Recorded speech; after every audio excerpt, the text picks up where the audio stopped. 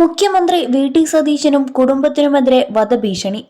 Thiruvananthapuram city police commanding സെന്ററിലെ ഔദ്യോഗിക phone നമ്പറിലേക്കാണ് വെള്ളിയാഴ്ച വൈകിട്ട് ഭീഷണി സന്ദേശമെത്തിയത്. 62 38 16 85 22 എന്ന ഫോൺ നമ്പറിൽ നിന്നാണ് പലതവണ വിളിച്ച് കൊലവിളി നടത്തിയത്.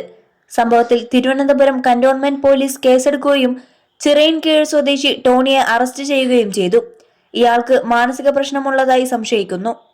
മുഖ്യമന്ത്രി വി.ടി. സതീശനെയും കുടുംബത്തെയും കൊലപ്പെടുത്തി തനിക്ക് പ്രശസ്തനാകണം എന്നാണ് ഫോൺ ചെയ്തയാൾ പറഞ്ഞത്. വി.ടി. സതീശനെ തനിക്ക് ഇഷ്ടമല്ലെന്നും മുഖ്യമന്ത്രിക്ക് ഇപ്പോൾ നൽകിയിരിക്കുന്ന സുരക്ഷ മതിയോ എന്നും ഇയാൾ പോലീസിനോട് വെല്ലുവിളിച്ചു.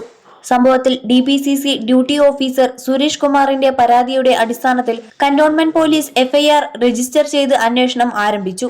ഭാരതീയ ന്യായ സംഹിതയിലെ BNS 353 close 1 close B, 351 close 4, 296 close B എന്നീ വകുപ്പുകളും Kerala police act 120 close 0 വകുപ്പുമാണ് പ്രതിക്കെതിരെ ചുമത്തിയിരിക്കുന്നത്.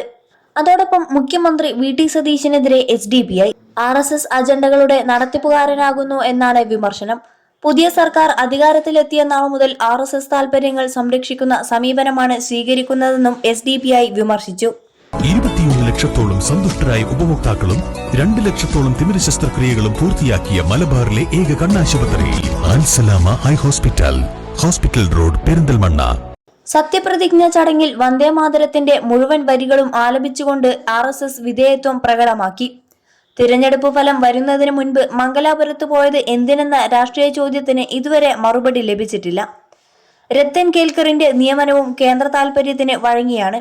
സർവകലാശാലകളെ കാവ്യവൽക്കരിക്കാനുള്ള RSS താൽപര്യങ്ങൾക്ക് പുതിയ സർക്കാർ ഒത്താശ ചെയ്യുന്നുവെന്നും SDPI വിമർശിച്ചു.